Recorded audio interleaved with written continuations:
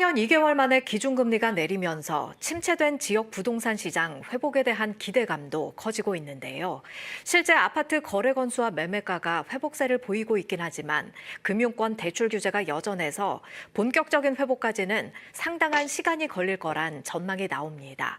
이상욱 기자가 보도합니다.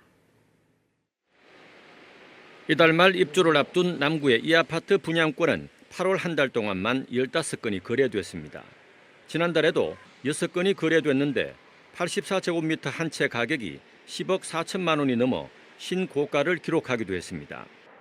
중구도 혁신도시 아파트를 중심으로 조금씩 거래가 증가하는 추세입니다.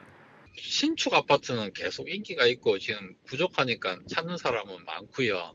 전세도 지금 워낙 물량이 귀해서 전세 가격이 굉장히 많이 오르고 있는 상황이고. 올 들어 8월까지 울산의 아파트 거래는 모두 15,200여 건으로 지난해 전체 거래 16,000여 건에 근접했습니다. 특히 전체 거래 가운데 13.2%인 2,000건 이상이 외지인 거래로 확인돼 2020년 이후 매년 감소하던 외지인 거래 비중이 4년 만에 증가세로 전환했습니다.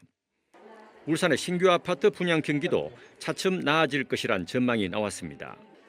주택산업연구원이 발표한 10월 울산의 분양 경기 전망 지수는 106.3으로 올 들어 처음으로 기준치 100을 넘어섰습니다.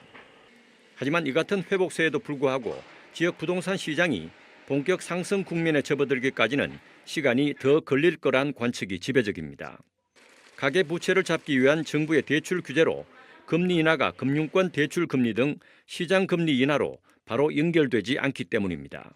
거래량과 가격 회복에 대한 기대감은 커질 것으로 판단되지만 대출 규제가 좀 더 완화되고 또 지역 경제가 활성화되기 전까지는 더딘 회복세를 띌 것으로 예상이 되고 있습니다.